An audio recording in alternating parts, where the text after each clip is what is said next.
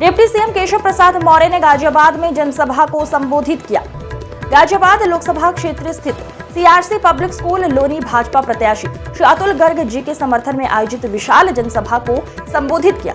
भाजपा सरकार में देश व प्रदेश सबसे अधिक एक्सप्रेस एयरपोर्ट और तमाम विश्व स्तरीय सुविधाओं से प्रदेश लैस हुआ है। इसी विकास को आज भाजपा प्रदेश की जनता की पसंद है। आगामी लोकसभा चुनाव में जनता तीसरी बार मोदी सरकार बनाने को तैयार है।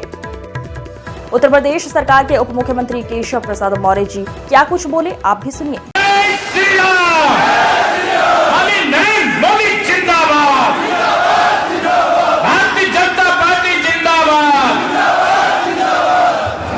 मेरे लोनी विधानसभा की इस लोकसभा चुनाव को ध्यान में रखते हुए आयोजित जनसभा के सम्मानित अध्यक्ष आदरणीय चौधरी बेलीराम त्यागी जी, हमारे प्रदेश सरकार में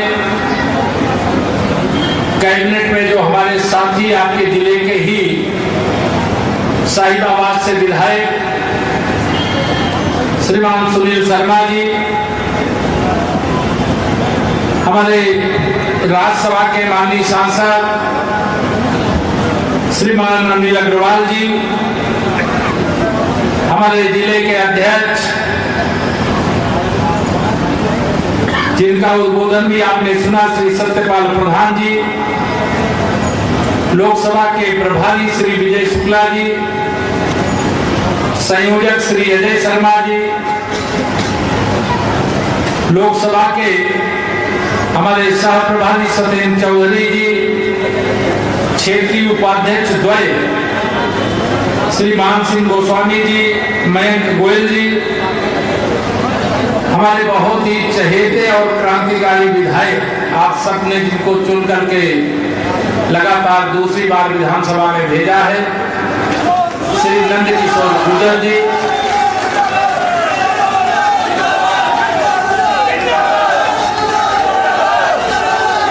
जब मैं प्रदेश अध्यक्ष बना था उस समय जिला अध्यक्ष नंदकिशोर गुर्जर जी थे। एक पहली ग्राम चौपाल लगाई गई थी,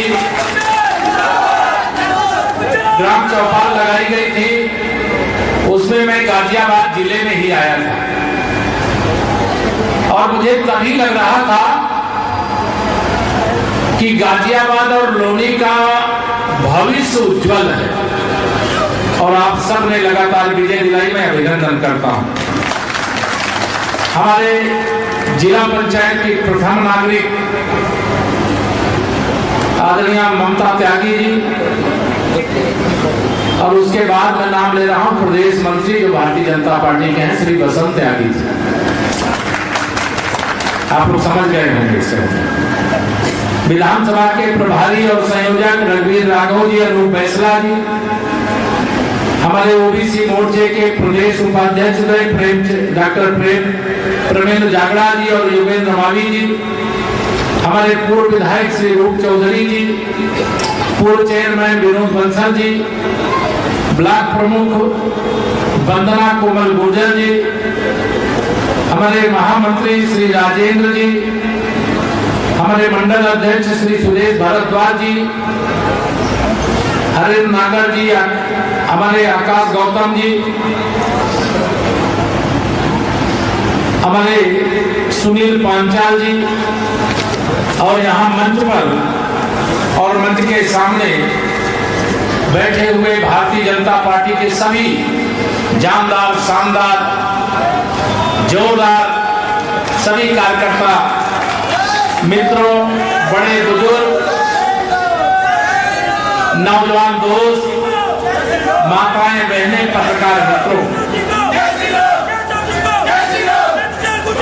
दो तीन बातें ध्यान रखना। 2024 का ये लोकसभा चुनाव देश को 100 साल आगे ले जाने वाला चुनाव है।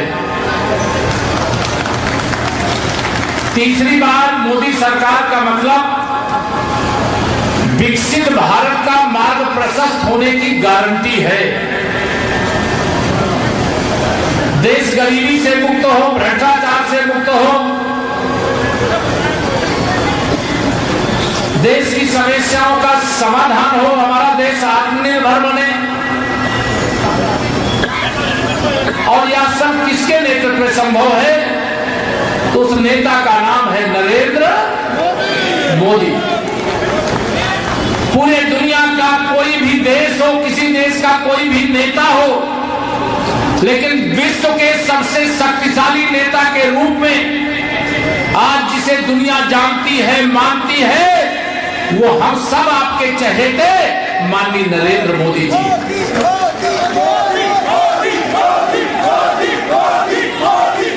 सारी विरोधी पार्टियां एकजुट हो रही हैं। वो कह रहे हैं कि हम तीसरी बार मोदी जी को प्रधानमंत्री नहीं बनने देंगे। आप बताओ, ये सारे विरोधी एक होकर के मोदी जी को तीसरी बार प्रधानमंत्री बनने से रोक सकते हैं क्या? दोनों हाथ उठाकर बताओ, रोक सकते हैं क्या? मैं विरोधियों को बताना चाहता हूं, ये जोश देख लो, ये कमिटमेंट देख लो कि किस प्रकार से लोगों ने मनमानस में बैठा रखा है कि 4 जून 4 बजे 400 पार, फिर एक बार प्रचंड बहुमत की मोदी सरकार। गाजियाबाद लोकसभा रिकॉर्ड बनाती है, लेकिन आपको अपना ही बनाया हुआ रिकॉर्ड 2024 में तोड़ने का काम करना है। जो पिछला रिकॉर्ड है उससे बड़ा रिकॉर्ड बनाने का काम करना है। करोगे? करोगे? दोनों हाथ में बताओ, करोगे? इस बार गाजियाबाद रिकॉर्ड वोटों से यहां से भारतीय जनता पार्टी के प्रत्याशी श्री अतुल गर्ग को विजयी बना करके आपको भेजना। आपको लगेगा कि अतुल जी को सांसद बना रहे हो। नहीं मित्रों, जब आप अपने मतदान केंद्र पर जाओगे, कमल का बटन दबाओगे, तो आपका वोट सीधे प्रधानमंत्री श्री नरेंद्र मोदी जी को जाएगा। इसकी गिनती हो रही है। माननीय नरेंद्र मोदी जी के नेतृत्व में कितना वोट भारतीय जनता पार्टी को मिल रहा है। आपको लगता है कि पूरी दुनिया में क्या संदेश जाना चाहिए कि पूरे भारत का सबसे चहेता नेता कौन है? माननीय नरेंद्र मोदी जी। इसलिए हम लोग एक नारा लगाया करते हैं। विधानसभा का चुनाव जब था, 100 में 60% वोट हमारा है, 40% वोट में बंटवारा है, बंटवारे में भी हमारा है, ये नारा लगाता था।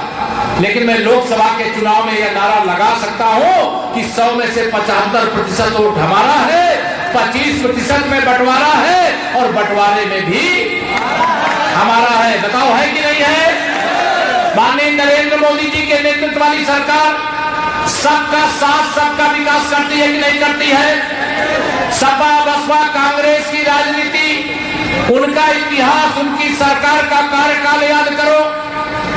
उनका नारा रहता था कुछ का साथ कुछ का विकास, कुछ का साथ गुंडों, अपराधियों, माफियाओं का विकास, दंगाइयों का विकास, कुछ का साथ परिवार का विकास। लेकिन मेरे मोदी जी का नारा सबका साथ, सबका विकास, देश का विकास, सबको सम्मान, सबको स्थान का रहता। और ये 10 साल की सरकार में माननीय प्रधानमंत्री जी ने करके दिखाया जो देश से वादा किया था। भारतीय जनता पार्टी के जो 3 वैचारिक मुद्दे थे, पहला मुद्दा था जम्मू कश्मीर से 370 हटाना। बताओ, हटाया गया कि नहीं हटाया गया? दोनों हाथ उठा बताओ, हटाया कि नहीं हटाया? दूसरा वादा था देश के राम भक्तों, राष्ट्र भक्तों से कि देश में भारतीय जनता पार्टी को बहुमत मिलेगा तो अयोध्या में रामलला का भव्य मंदिर बनवाने का काम करेंगे। बताइए, ये विरोधी जब हम लोग नारा लगाते थे रामलला हम आएंगे, मंदिर भव्य बनाएंगे, ये विरोधी कहते थे तारीख नहीं बताएंगे।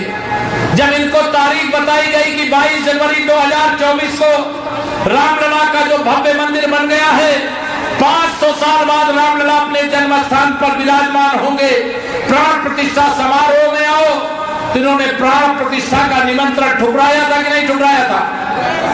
जिन्होंने भगवान राम के मंदिर निर्माण के प्राण प्रतिष्ठा समारोह का निमंत्रण ठुकराया, उन्हें ठुकराना चाहिए कि नहीं ठुकराना चाहिए? दोनों हाथ उठा के बताओ, ठुकराना चाहिए कि नहीं ठुकराना चाहिए? मैं कहता हूं सपा बसपा कांग्रेस के लोगों, तुमने भगवान राम का निमंत्रण ठुकराया है, अब राम भक्त तुम्हें ठुकरा देंगे। पूरे देश में मोदी लहर चल रही है। ये सारे विरोधी जब ये सुनते हैं कि अब की बार 400 पार, तो ये हाहाकार मचाने लगते हैं कि अगर 400 पार जाएंगे तो लोकतंत्र खतरे में पड़ जाएगा, संविधान पर खतरा आ जाएगा। अरे विरोधियों, तुम माननीय नरेंद्र मोदी जी को नहीं जानते हो? वो भारत मां के पुजारी हैं, 140 करोड़ देशवासियों के पुजारी हैं। वो पूरे भारत को अपना परिवार मानते हैं, तुम अपने परिवार को अपना परिवार मानते हो। माननीय नरेंद्र मोदी जी के नेतृत्व में तीसरी बार 400 पार क्यों करना? क्योंकि हमें सामान्य नागरिक संहिता लाना है, सबके लिए एक जैसा कानून लाना। एक देश में एक बार एक वोटर लिस्ट पर चुनाव होना चाहिए, एक साथ की नहीं होना चाहिए। मेरे प्रधानमंत्री जी ने देश से वादा किया है कि अब की बार 400 पार करो, एक देश एक चुनाव कराने का काम करेंगे। 2022 में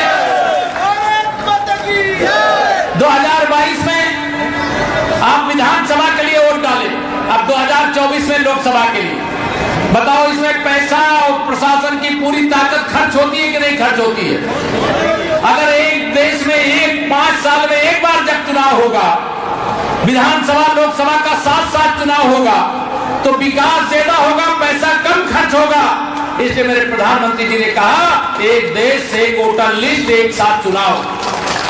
तीसरा, मेरे प्रधानमंत्री